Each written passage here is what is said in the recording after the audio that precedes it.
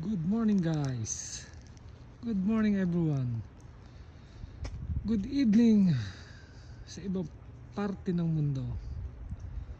Lalo dyan sa Philippines, sa mahal kong Pilipinas. Ang lamig ngayon ha. -7 feels like -10.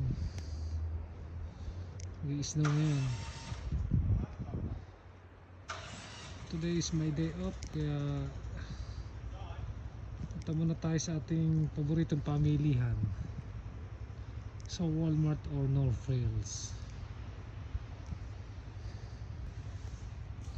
Kapal na yelo ngayon. May nag-shovel na. Gaya yung ano nito, yung management. Ayun, ayun pala yung truck. Ayun. Lalagay na sila ng asin. Ito, delikado to. Pag nabuo dyan na yelo, dumaka kayo nadulas. Injury, maabutin mo dyan. Dahan-dahan lang, much better gumamit ka ng stairs. Ito, may hawakan. Madulas din, pero at least nakahawak yung isang kamay mo.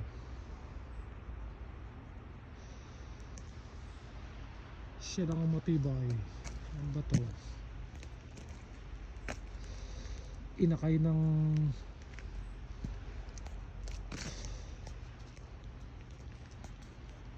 pine tree. Pero yung iba mamumuti na lang sila. Ito lang ang matibay sa winter.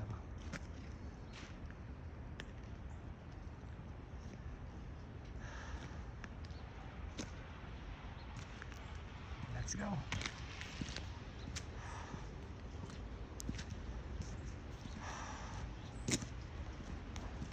Buenos dias sa ating mga kaibigan dyan sa Mexico, Colombia, El Salvador, Spain. Yan sa ating mga kaibigan, viewers, followers, non-followers. Buenos dias.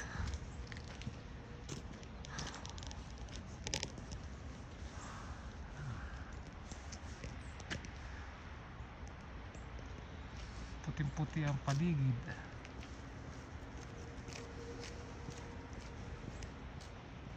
Wala na to. Kalbo.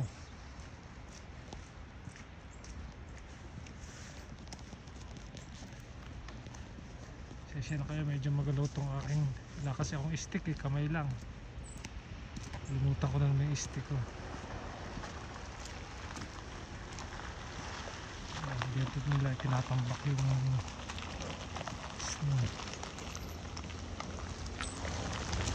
Hindi makakagawa sa mga tao. Ayun, yung isa pa. Patulong niya. So first year namin dito sa lugar na to, well maintained naman sa tingin ko kasi private to eh. Wala ka na binabayad na maintenance dito eh. Ang mga tenant dito kagaya namin, dapat lang for safety, convenience ng mga tao rito.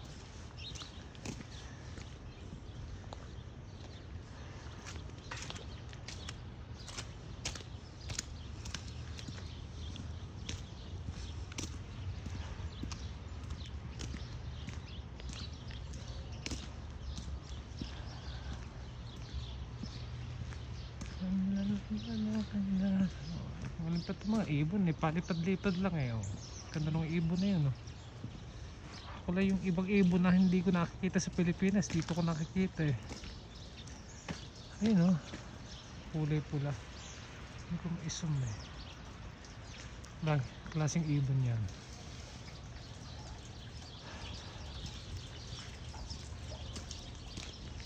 Naggagala-gala.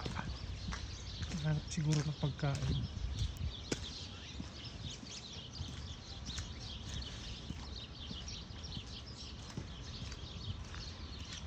Imagine how great our God is. Hindi naman nagtatanim yung mga yan, kaya nabubuhay. Hindi nagbabangan, pero pinakakain ng ating Ama sa kalangitan. Tapos especially gantong weather pa.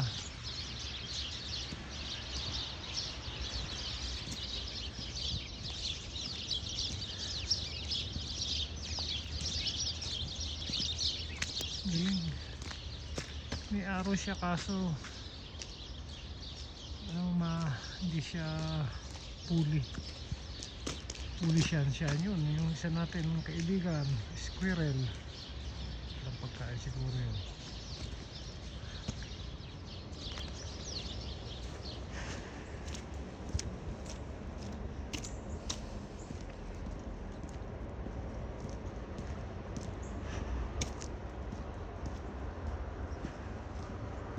Umpisa na to ng malalakas na snow ngayon, January, February. Ito yung mga notorious ng snow dito sa pagkakaalam ko. Pero yung iba lugar kahit anong buwan niya, December pa, November, matindi. Pero base sa mga nakakausap ko rito, yung mga una sa akin dito, 20 years na rito, yun daw siguro mga 6 years ago, 10 years ago, mas matitindi yung snow dito. Ngayon daw parang lumiit na yung volume. Pero yun din, climate change din ang naka-affect sa volume nga ng snow. May lugar kasi sobrang lamig, may lugar na sobrang init. Kasi nga yung pagbabago ng klima, umiinit yung mundo.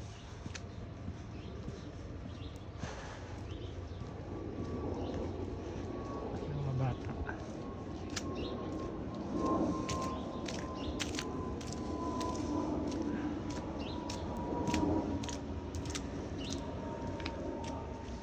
Kaya naman ditong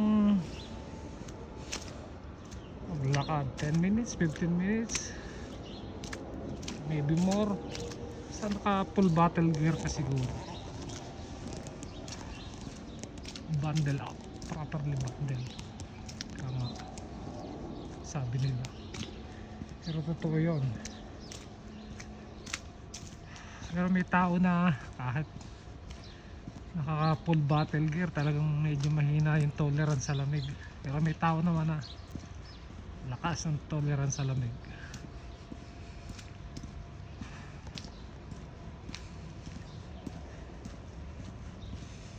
Nakakatuwa naman, sarap maglakad dahil nilinis. Kasi hirap maglakad pagka ang snow, mamaya madulas ka pa, lalo sa mga edad, delikado. Kahit nga hindi maedad, hirap na injury.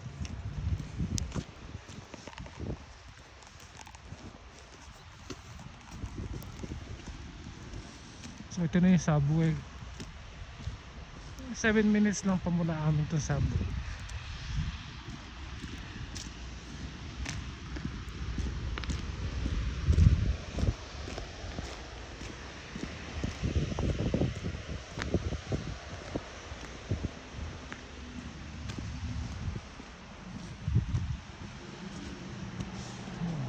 Bus naman, halos lahat ng bus dinadaan sa subway.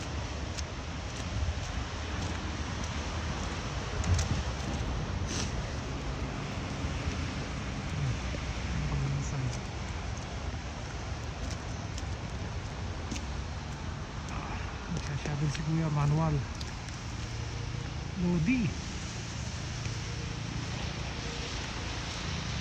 Good morning sa'yo Kuya, nice dyan. Okay, dito ko na ganito mabilis.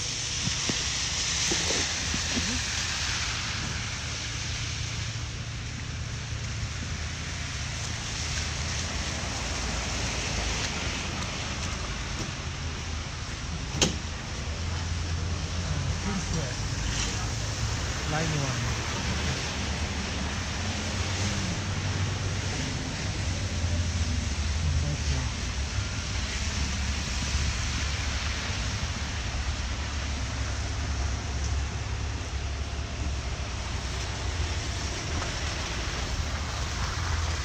Siya ng Humber College sa Etobicoke.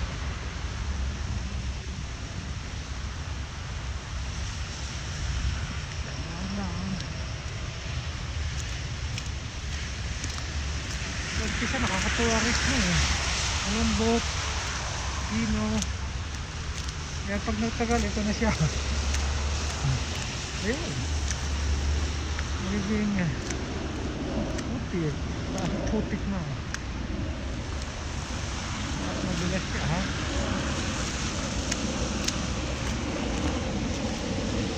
Lalo pag tinigas yan. Oh. Tapos natabunan ulit ng snow. Kaya nagkakaroon ng aksidente. Bakit sinaka?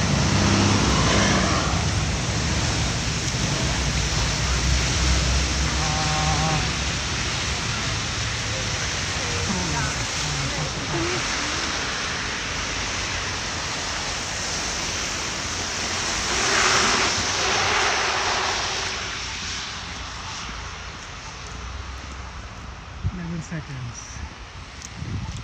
So, press natin po button ito para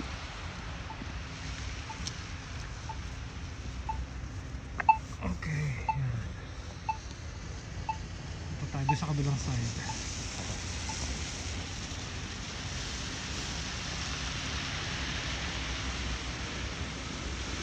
May traffic sign dito. Turn left, sa kabilang side. Turn left din.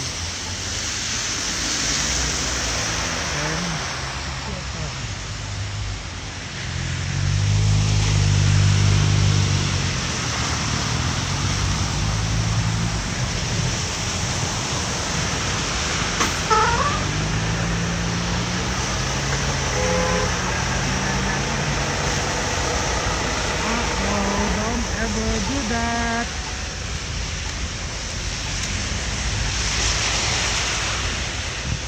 Oh, dito kahit nakaguna titingin ka pa rin eh. Mayroon ding pasaway na driver dito, pero once na makahit sila ng pedestrian, I tell you guys, sasako ang ulo niya, sasakit.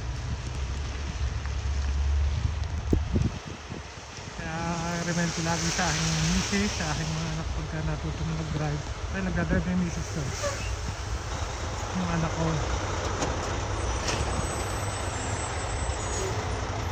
Pagka approach ka ng intersection, lagi stop. Ano ko maka, siyempre stop na, dapat i-full stop siya. Dahil ang nangyari, lumagpas pa siya ng pedestrian lane.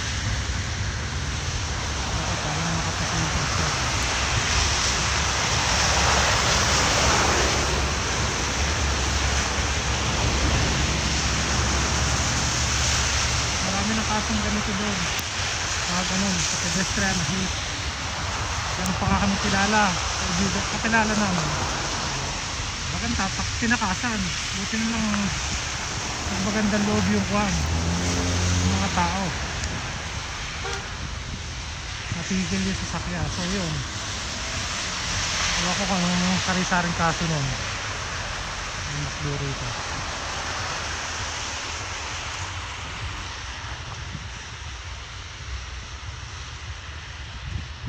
Ba kailangan magmadali, di ba? Chill lang. Hindi naman konti yan. Ang naalala ko sa turo sa akin ng matandang driver na turo sa akin. Wala mong premyo sa magmadali ka, di ba? Ang premyo mo.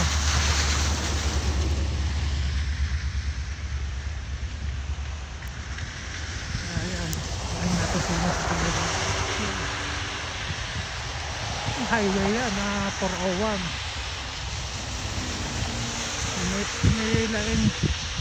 May may speed limit din naman doon. Hindi ko lang sabihin dito crowded, tao, nakakatakot.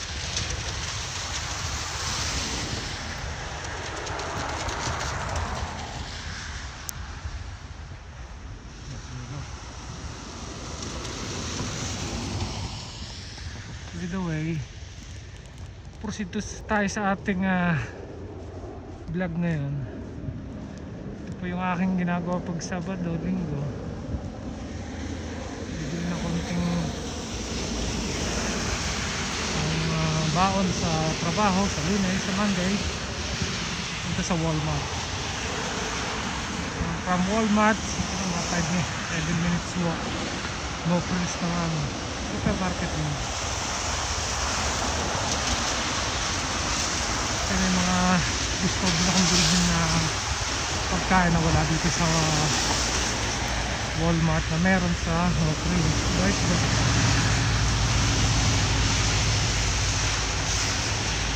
Lakad ko lang ito. 15 minutes walk.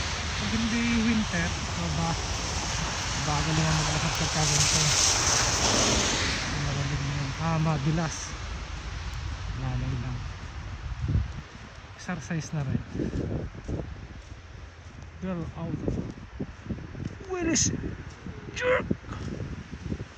Caribbean cuisine. Mr. Ano specialty yan? Ito nakakapasok yan. Magulo yung Apple Music. Tulis yan.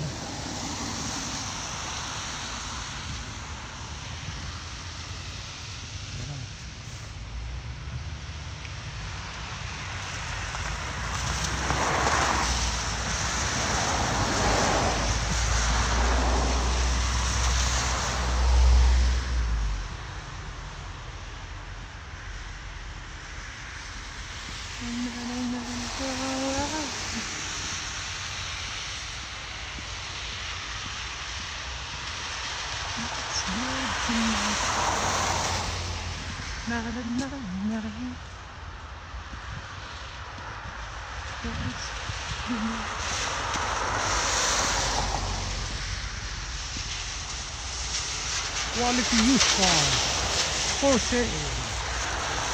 Alit ya. Katambak na.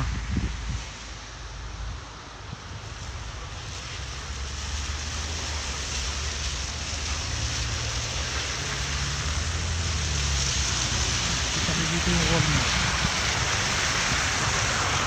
Nakabuhin mo na. Branches of food. Muna tayo. Hintay natin yung ating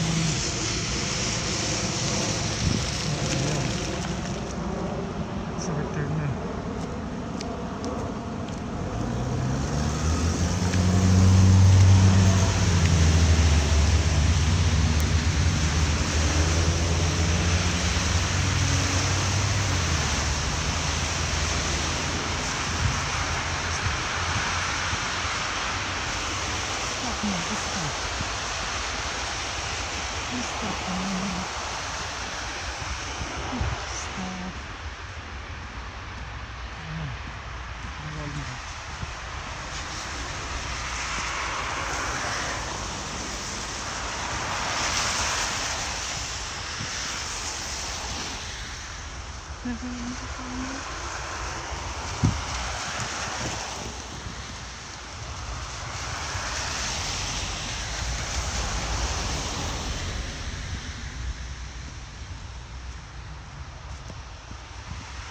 Hindi ko na sure kung may branch ko sa atin sa Walmart.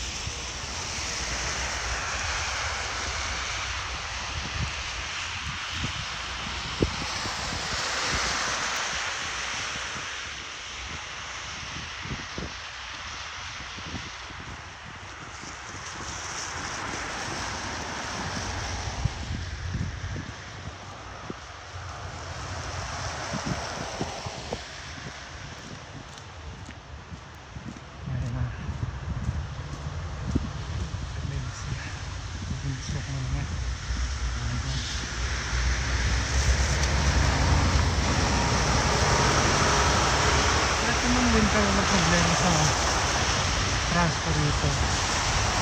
Mag-subway, pwede ka rin mag-Uber, may taxi rin. Kaya kahit winter at nasa trabaho ang problema. Paano guys, salamat sa inyong panonood. Isang like naman dyan at comment na rin sa ating comment section. At sa ating mga ka-YouTuber, huwag niyo kalimutan ng subscribe button.